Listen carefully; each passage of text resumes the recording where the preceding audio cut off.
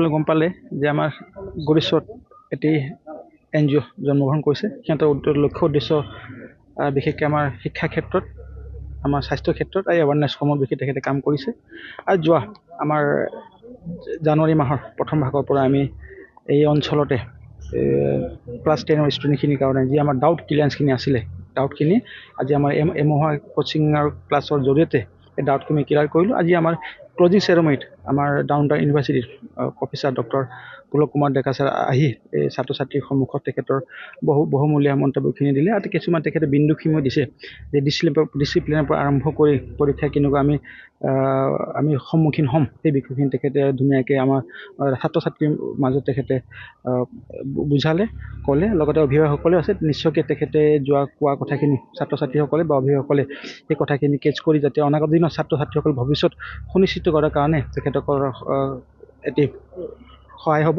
আৰু বিশেষকৈ matric pass কৰাৰ পিছত আৰু হায়াৰ ছেকেণ্ডেৰী পাছ কৰাৰ পিছত আমাৰ কিছুমান এটা ডাউট থাকে যে আমি কি ক্ষেত্ৰত আগবাঢ়ি যাম ভৱিষ্যতত। সেই বিষয়সমূহ তেখেতে প্ৰায় 20টামান পইণ্টখিনি ক'লে যে আমি নাৰ্ছিঙৰ পৰা আৰম্ভ কৰি সৰু যি আমাৰ AI আজি তাৰিখত সকলোৱে জানে AI ক্ষেত্ৰখনত বহুত আগবাঢ়ি গৈছে। এই ক্ষেত্ৰত তেখেতে অকণমান ছাত্ৰ ছাত্ৰীক অৱগত কৰিলে। গতিকে আমি ভাবিছোঁ আজিৰ যি অনুষ্ঠানটি আমাৰ লগতে ছাত্ৰ ছাত্ৰীসকল অভিভাৱকসকলক নিশ্চয়কৈ আমাৰ বেনিফিট দিব। আজি এই বিষয়তে তেখেতে প্ৰদান কৰিলে আৰু আশা কৰিছোঁ ছাৰক অনাগত দিনত আমি লগ পাই থাকিম। আৰু বিশেষকৈ গৰিশ্বৰ সমষ্টি ছাত্ৰ ছাত্ৰী সমষ্টিৰ অন্তৰ্গত ছাত্ৰ ছাত্ৰীসকলৰ যি সমস্যাসমূহ বা আজি তাৰিখে আমি গম পাওঁ যে আৰ্থিক ক্ষেত্ৰত আমি বহুত ছাত্ৰ ছাত্ৰী এডুকেশ্যন ক্ষেত্ৰত পিছ পৰি থাকিব লগা হয়, যাতে এই সমস্যাসমূহ নহয় সেইবাবে চিলড্ৰেনছলে এটা পদক্ষেপ লৈছে। সেই পদক্ষেপৰ লগত আমি জড়িত অকণমান ফাইনেন্সিয়েলি ল'ৰা ছোৱালীক আমি এই ক্ষেত্ৰত এডমিশ্যনৰ ক্ষেত্ৰত পঢ়াৰ ক্ষেত্ৰত সহায় কৰিম বুলি আমি আজি প্ৰতিজ্ঞাবদ্ধ। আৰু আপোনালোকৰ আশীৰ্বাদ লাগিব। আৰু বিশেষকৈ সকলোকে এই আজিৰ দিনটোত ধন্যবাদ জ্ঞাপন কৰিছোঁ যে আপোনালোকে আমাক এই সহায় কৰিছে। আৰু ছাত্ৰ ছাত্ৰীসকলক আমি অনুৰোধ জনাইছোঁ যাতে নিজৰ লগত সমাজখনৰ আৰু আমাৰ এই গৰিষ্ঠ সমষ্টিখন আৰু আগুৱাই যাওক। তাৰ বাবে তেখেতসকলে শিক্ষা ক্ষেত্ৰত জিলকি থাকক, উজ্জ্বল নক্ষত্ৰৰ তেখেতসকলে জিলকি থাকক, তাকে কামনা কৰি আজি আমাৰ এই অনুষ্ঠানটো আমি ইমানতে সমাপ্ত কৰিছোঁ। আজি ক্লজিং চেৰেমনি। আচলতে চিলড্ৰেন সোল ফাউণ্ডেশ্যনৰ অনাগত দিনত কি মহান উদ্দেশ্য লৈ আগবাঢ়িব তেওঁলোকে? চিলড্ৰেন সোলৰ প্ৰথম উদ্দেশ্য হৈছে শিক্ষা ক্ষেত্ৰত, স্বাস্থ্য ক্ষেত্ৰত আৰু এৱাৰনেছ ক্ষেত্ৰত। আৰু আজি এটা বস্তু আৰু এটা কথা আমি এইটো যোগ দিছোঁ।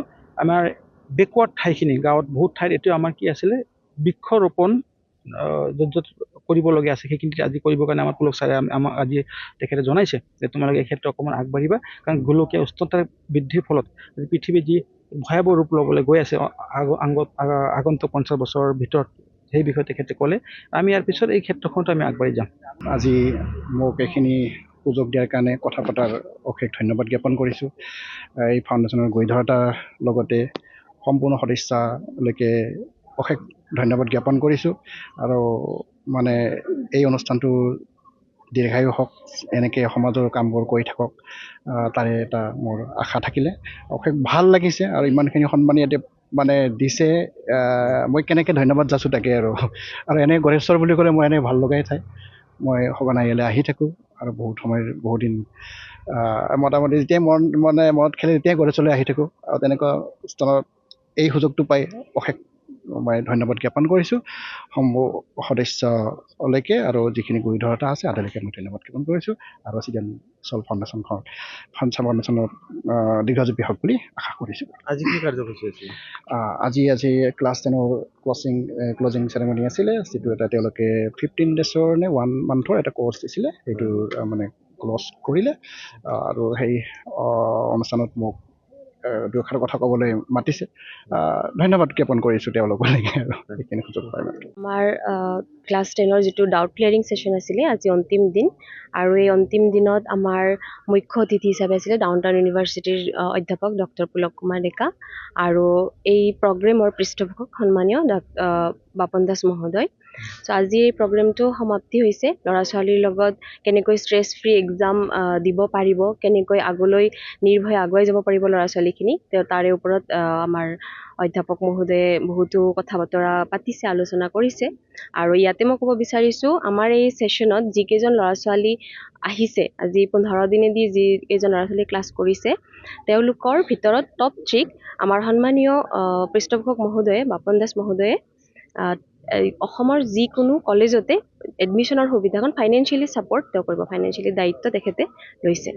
আৰু আগলৈ আমি তেনেকৈ ছাত্ৰ ছাত্ৰীৰ কাৰণে, শিশুৰ কাৰণে আৰু মেইনলি আমি ফিমেল ক্ষেত্ৰতো কিছু আমি পদক্ষেপ ল'ম, আগলৈ যাম। আমি মানুহৰ মাজত কিছু কিছু সৰু সৰু ফিমেল গোটৰ মাজেৰেই হওক তেনেকৈ আমি আগুৱাই গৈ আমাৰ কাৰ্যসূচীবোৰ আমি প্ৰেক্টিকেলি কৰিবলৈ চেষ্টা কৰিম। আগন্তুক আপোনালোকে কিবা কাৰ্যসূচী লোৱাৰ সিদ্ধান্ত এতিয়া আমি ভাবি আছোঁ, আমি এটি ভিলেজ আমি চিলেক্ট কৰিছোঁ আৰু তাতে আমি কিছু হেল্থ মানে চাইল্ড হেল্থ নিউট্ৰিশ্যনৰ ওপৰত আমি এটা প্ৰগ্ৰেম কৰিম বুলি ভাবি আছোঁ। আৰু ফিমেল যিটো আমাৰ এৱাৰনেছ থাকে কিছু কিছু, সেই ক্ষেত্ৰতো আমি অলপমান পদক্ষেপ ল'ম বুলি ভাবিছোঁ।